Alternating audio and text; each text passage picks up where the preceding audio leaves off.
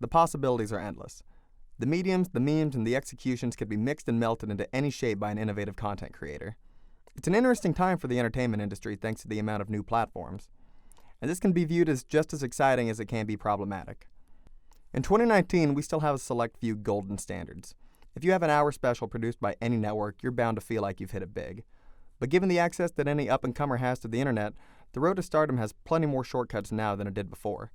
So there's a shift in dynamics between what garners mainstream appeal now.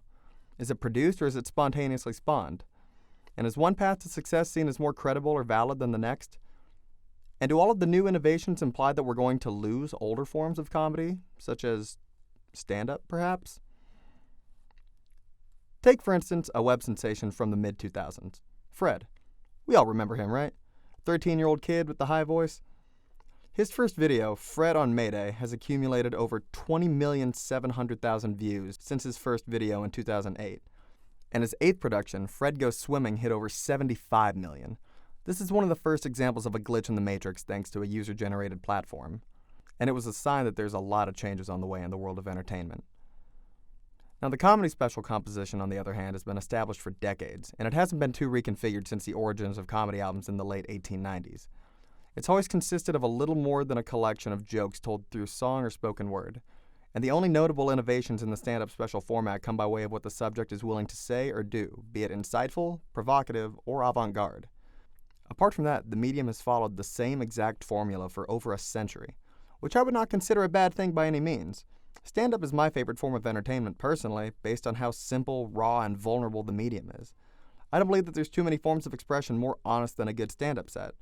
But in the postmodern age, how much room is there for an act so bare bones?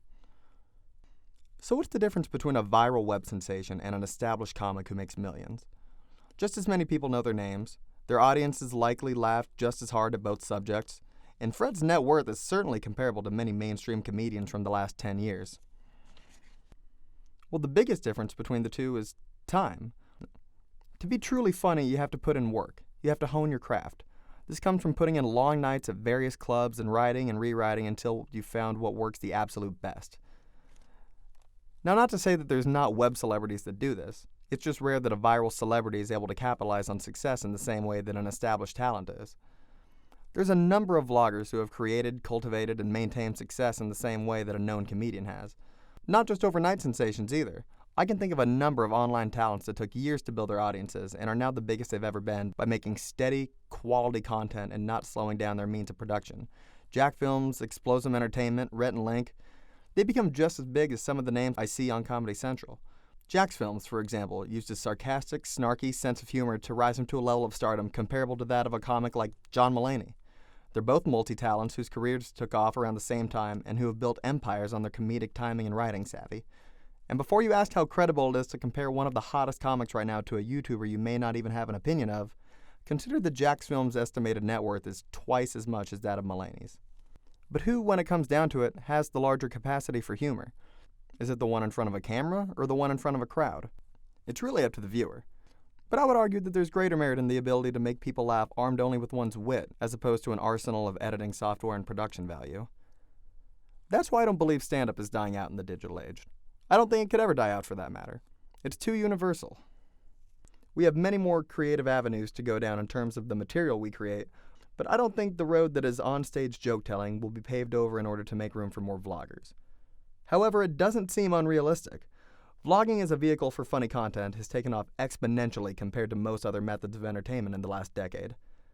Thanks to YouTube, millions of wannabe stars have begun uploading a day-in-the-lifestyle videos to the streaming giant in hopes of becoming the next Shane Dawson, Lily Singh, PewDiePie, or Jake Paul, depending on your generation. The vlog format changed the way the star connects with the audience on many levels. It feels kind of personal when your favorite YouTuber says goodbye to you at the end of a video. And as web consumers, you're free to comment down below any questions, concerns, or threats you may have. And they might get back to you.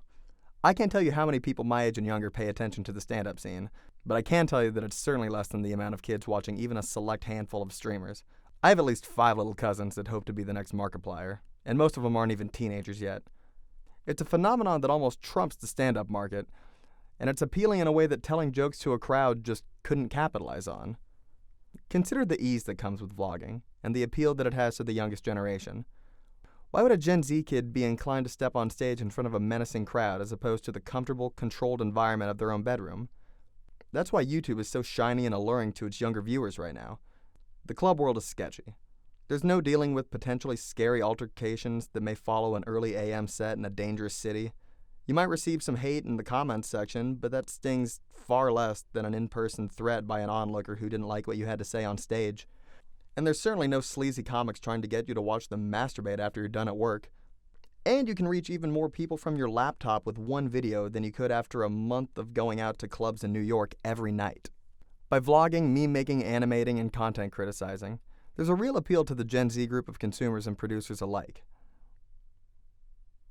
But as problematic as the world of stand-up may be, I personally feel that there's fewer crafts more noble than the art of presenting yourself alone, on a stage, in front of a crowd that feels completely indifferent to your well-being, and attempting to make them laugh. The digital age may be filled with endless possibilities, but can anything beat out the tried and true method of spoken word comedy? Postmodern entertainment continues to open doors by which creators are allowed to make new arguments, participate with the viewer, challenge the existing state of affairs, and straight up change the way we perceive reality, all while making us laugh. This isn't a boxing match between the art of stand-up and new media. It's a marathon being run by different modes of the art of comedy, animation, sketch, vlogging, gaming even, and new runners are constantly hopping in during the middle of the race. We just get to watch and see who gets tired and falls behind next.